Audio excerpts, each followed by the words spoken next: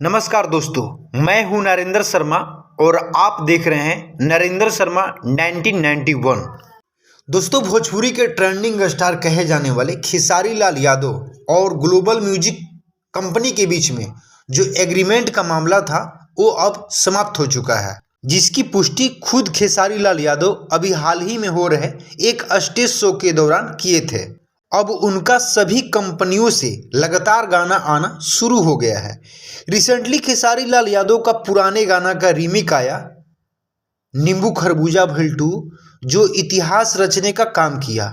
मात्र एक महीने में 135 मिलियन व्यू कंप्लीट किया था। उसके तुरंत बाद पीपा म्यूजिक भोजपुरी कंपनी से एक और गाना आता है, जिस गाना का नाम है एगो बात बताई का। ये भी गाना मात्र एक महीने में 50 मिलियन व्यू कंप्लीट कर लिया है और लगातार इस गाने का व्यू देखा जाए तो 10 से 15 लाख लोग इसे रोज पसंद कर रहे हैं।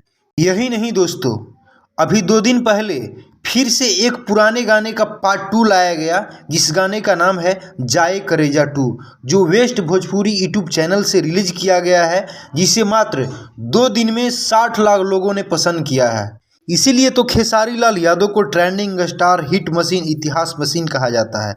दोस्तों, जाए करेजा 2 को अभी तक आपने नहीं देखा होगा तो आप वेस्ट भोजपुरी यूट्यूब चैनल पर जाइए और इस गाने को ढेर सारा प्यार दीजिए। तो ये थी भोजपुरी से जुड़ी एक बहुत बड़ी खबर। तो दोस्तों, ये वीडियो आपको अच्छी लगी हो तो प्लीज़ वीडियो को लाइक कीजिएगा, शेयर कीजिएगा और चैनल पर नए होंगे तो प्लीज़ चैनल को सब्सक्राइब कर लीजिएगा।